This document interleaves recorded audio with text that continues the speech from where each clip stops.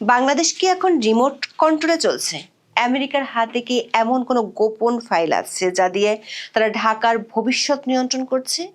এই প্রশ্নগুলো করছি কারণ বাংলাদেশের সাবেক প্রধানমন্ত্রী শেখ হাসিনার ছেলে সজীব ওয়াজেদ জয় ২রা ফেব্রুয়ারি কলকাতার এক অনুষ্ঠানে বাংলাদেশের রাজনৈতিক পরিস্থিতি ও নির্বাচন নিয়ে আমেরিকার বিরুদ্ধে বোমা ফাটিয়েছেন।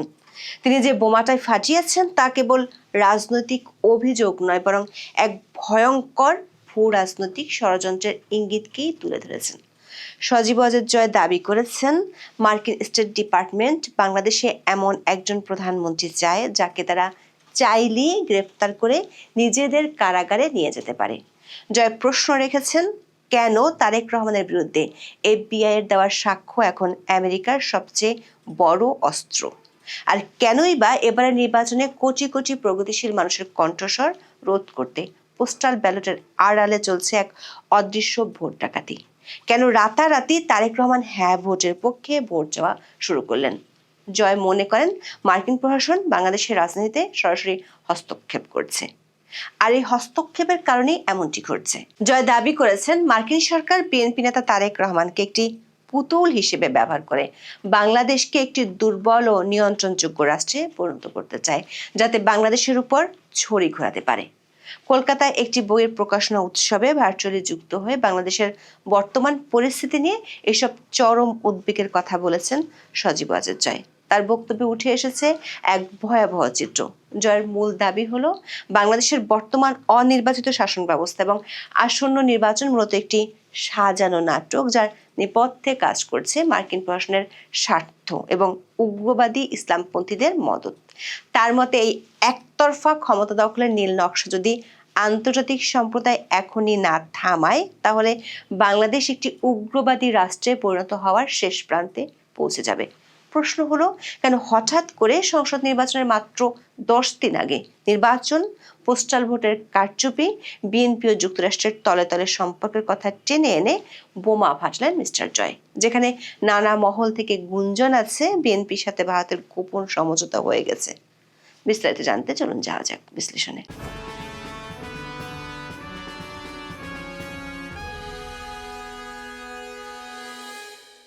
কলকাতায় আয়োজিত Bangladesh at the brink, the rise of Islamist governance বইয়ের প্রকাশনা উৎসবে ভার্চুয়ালি যুক্ত হয়ে বক্তব্য দেন সজীব ওয়াজেদ জয়। এই অনুষ্ঠানে বক্তব্য দেওয়ার মধ্য দিয়ে আওয়ামী লীগ সরকারের পতনের পর প্রথমবারের মতো সরাসরি রাজনৈতিক কর্মসূচিতে উপস্থিত হন শেখ হাসিনার ছেলে সজীব ওয়াজেদ জয়।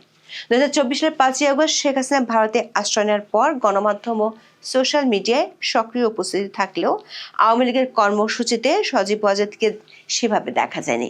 ভারতের কলকাতায় সত্যজিৎ রায় মিলনায়তনে সোমবার দেয়া বক্তব্যে জয় প্রথমবারের মতো এমন 5টি পয়েন্ট নিয়ে কথা বলেছেন, যেগুলো নিয়ে এতদিন আওয়ামী লীগের কেউ প্রকাশ্যে কথা বলেনি, অথবা বললেও এভাবে প্রকাশ্যে কামান দাগাননি।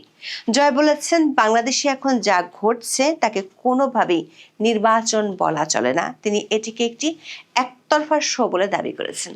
আওয়ামী লীগ সহ সব প্রগতিশীল দলকে বাইরে রেখে করাই নির্বাচনকে তিনি একতরফা ও প্রহসন বলে মনে করেন। তিনি দাবি করেছেন, আওয়ামী লীগ হলো বাংলাদেশের বৃহত্তম এবং সবচেয়ে প্রগতিশীল দল। দলটিকে de facto নিষিদ্ধ করে একটি কৃত্রিম পরিস্থিতি তৈরি করা হয়েছে।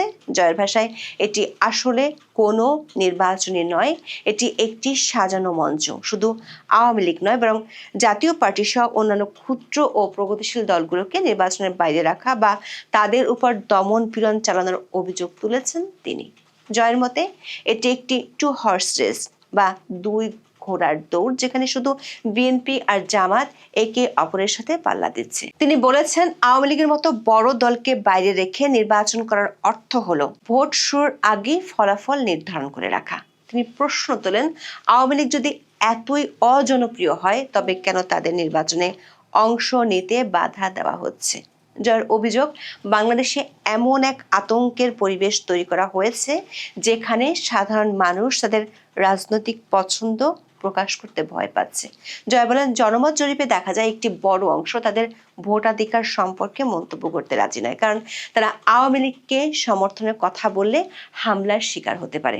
তবে জয়ের বক্তব্যের সবচেয়ে বড় বোমা ছিল মার্কিন প্রশাসনকে নিয়ে। তিনি দাবি করেছেন, মার্কিন স্টেট ডিপার্টমেন্ট এমন একজনকে বাংলাদেশের ক্ষমতায় দেখতে চায় যাকে তারা সহজেই বশ করতে পারবে। জয়ের ভাষায়, তারেক রহমানের দুর্নীতির ফাইল এবং এফবিআই এজেন্টদের সাক্ষ্য আমেরিকার হাতে আছে।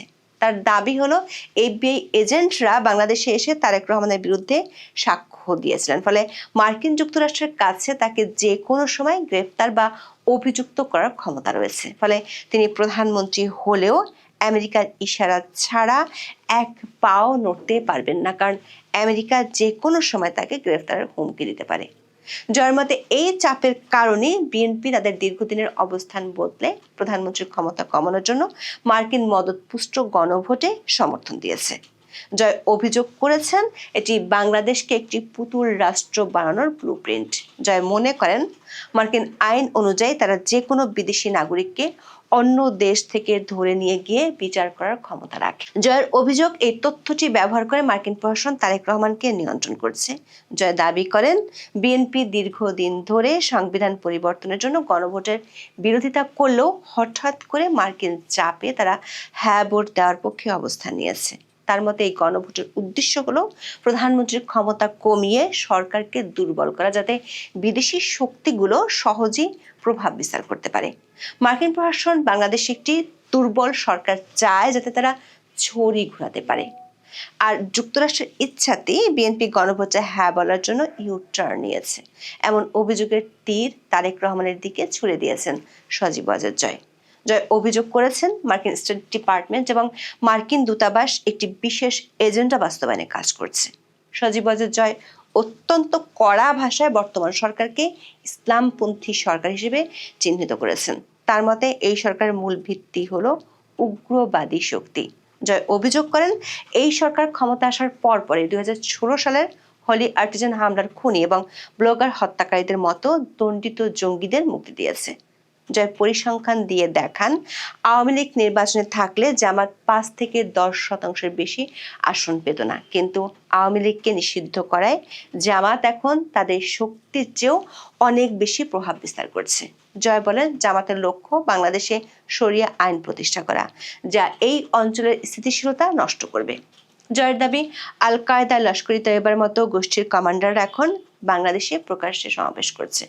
আসন্ন নির্বাচনে ব্যাপক কারচুপির নতুন এক পদ্ধতির কথা উল্লেখ করেছেন জয়। তিনি বলেন প্রচলিত ব্যালট বাক্স ছিনতাইয়ের চেয়ে এখন পোস্টাল ব্যালট কারচুপির উপর জোর দেওয়া হচ্ছে।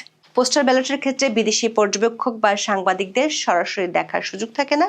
জয় অভিযোগ করেন মধ্যপ্রাচ্যের বিভিন্ন দেশ থেকে হাজার হাজার ভুয়া পোস্টাল ব্যালট আগে থেকেই জামাত এবং গণভোটের হ্যায়ের পক্ষে পূরণ করে রাখা হচ্ছে।